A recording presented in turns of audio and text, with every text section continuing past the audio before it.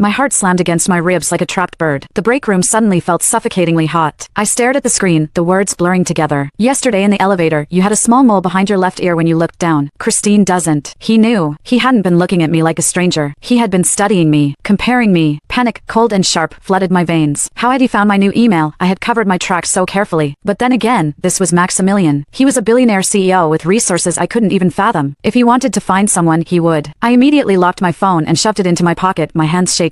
I needed to act normal. I couldn't let anyone see me unraveling. I walked back to my desk, my mind racing. Why would he email me? Why not just confront me in the elevator? Did he want to ruin me? Or was he playing some twisted game? The rest of the day was a blur. Every time my phone vibrated with a work notification, I jumped. Every time the elevator doors dinged, I held my breath, half expecting to see him stride onto the operations floor, demanding an explanation. But he never came. By the time I left the building at 6:00 p.m., I was exhausted. The searing pain in my knee was a dull throb compared to the agonizing knot in my stomach. I unlocked my bike and started pedaling toward my dorm. The evening air usually cleared my head, but tonight, it only chilled the sweat on my neck. BZZZT. My phone vibrated in my pocket. I ignored it. BZZZT. BZZZT. I pulled over by a small park, my hands trembling as I took out my phone. Another email. I know you read it. Meet me at the coffee shop across from the corporate building at 8 p.m. Don't make me come up to operations tomorrow to find you. A threat. Thinly veiled, but undeniable. I stared at the screen, a bitter laugh escaping my lips. I had played with fire, thinking I was invincible behind a keyboard. Now, I was getting burned. I considered not showing up, packing my bags, moving back to my hometown, hiding under my mother's roof, but I couldn't run forever. Maximilian had found my new email in a day. He could find my address just as easily. I had to face him. At 7:55 p.m., I walked into the coffee shop. It was upscale, dimly lit, and mostly empty. I spotted him immediately. He was sitting in a secluded booth in the back, wearing a black trench coat over a crisp white shirt. He was looking at his phone, his profile sharp and unforgiving in the soft light. I took a deep breath, steeling myself, and walked over. I stopped at the edge of the table. He didn't look up immediately. He finished typing something, locked his phone, and then slowly raised his eyes. Up close, the intensity of his gaze was staggering. Without the buffer of a screen, without the illusion of Christine's face, I felt completely exposed. Sit, he commanded, his voice low and devoid of the warmth I had grown used to over the past 2 years. I sat down, keeping my back straight, refusing to cower. How did you find my email? I asked, cutting straight to the point. Maximilian leaned back, studying me with a terrifyingly calm expression. You applied for an internship at my company, Caitlin. Your resume, with your contact information, was in the HR database. It didn't take much to cross-reference the IP addresses from our past correspondence with the login locations for your employee portal. I felt a sickening drop in my stomach. I had been so stupid. Why didn't you say anything in the elevator? I asked, my voice barely above a whisper. Because I wasn't entirely sure until I saw the mole, he said, his eyes flicking to the spot behind my left ear. And because I wanted to understand why you did it before I decided what to do with you, why I did it. I let out a dry, humorless laugh. Did Christine tell you about the meeting today? Did she tell you how she charmed everyone? She's the golden girl, Mr. Maximilian. She always has been. She ruined my mother's life in high school with a lie, just because she thought it was funny. I wanted her to feel what it's like to have something taken from her, so you stole her